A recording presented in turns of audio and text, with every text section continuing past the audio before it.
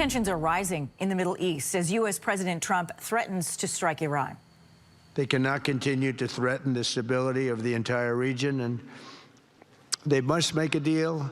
Or if that doesn't happen, I maybe can understand. If it doesn't happen, it doesn't happen. But bad things will happen if it doesn't. With Bad the commitments things will announced happen. today, the Board of During Peace. his inaugural Board of Peace meeting, U.S. President Trump warned Iran to agree to terms over its nuclear program. This comes as the U.S. military right now is beefing up its defenses around Iran in preparation for a possible military strike. Trump also said the world will find out over the next 10 days on whether the U.S. will reach a deal with Iran or take that threatened military action. For a closer look at the growing conflict, I'm joined this morning by Nader Hashemi. He is the Associate Professor of Middle East and Islamic Politics at Georgetown University. Welcome to Your Morning. Good morning.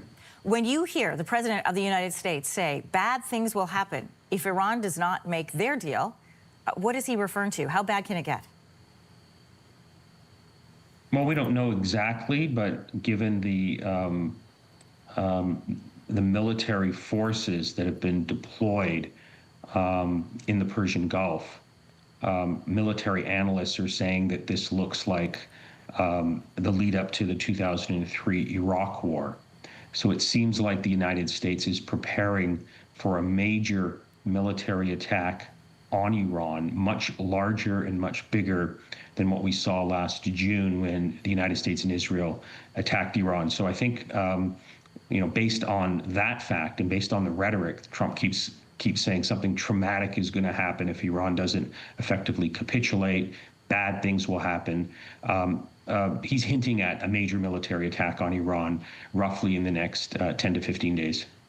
We've heard President Trump make these kinds of threats on Iran for weeks now. But earlier this week, following talks in Geneva, we heard from Iran's foreign minister, who said they were making progress. Why the pressure tactics now? Well, I think part of it is to get Iran to agree to the American demands. It's important to point out that what the United States has established as red lines, effectively, from Tehran's perspective, is tantamount to full surrender and capitulation. So these talks, I don't have a lot of optimism that these talks are going to produce a diplomatic breakthrough because they've been set up in such a way that Iran will have to reject the American demands because they're so comprehensive.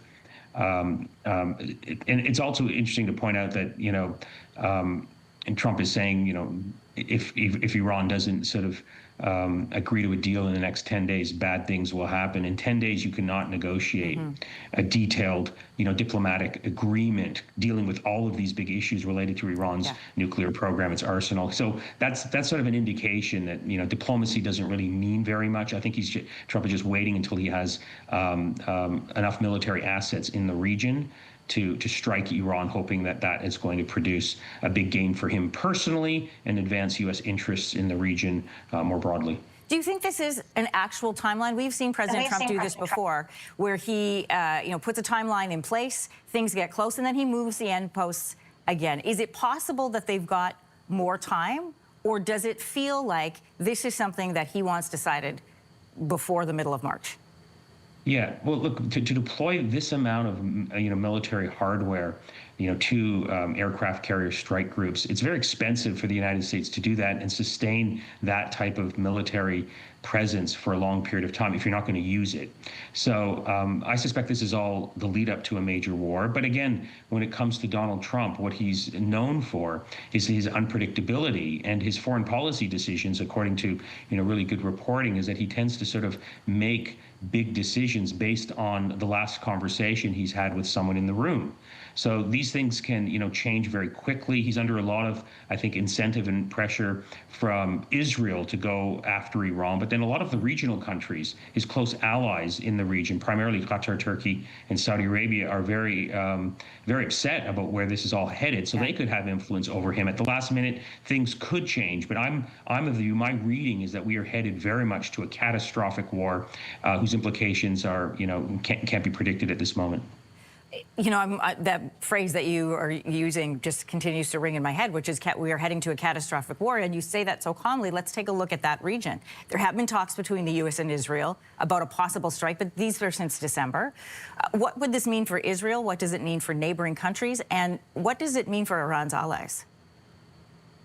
Well, it means destabilization of the region, massive refugee flows. Certainly, Iran is going to hit back at Israel because it views, this conflict with the United States as a, conflict with Israel and really a continuation of the war that happened in June. So that would have consequences for Israeli civilians if Iranian missiles start raining down again on Israel. It also means, consequences for the global economy. The global price of oil right now is very low, but Iran can change that equation very quickly.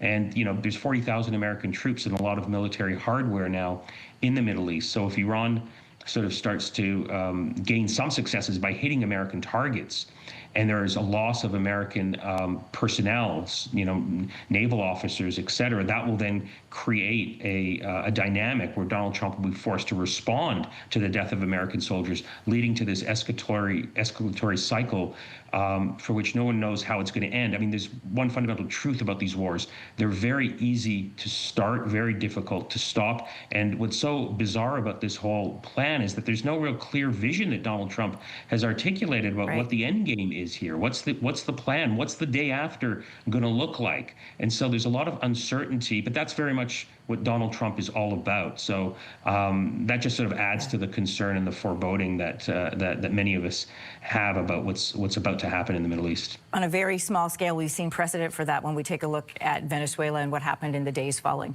Nader Hashimi, I want to thank you for your time this morning and perspective. We appreciate it. Thank you. If you like that video, make sure to subscribe to the Your Morning YouTube feed, where you can find all kinds of new content posted every weekday morning.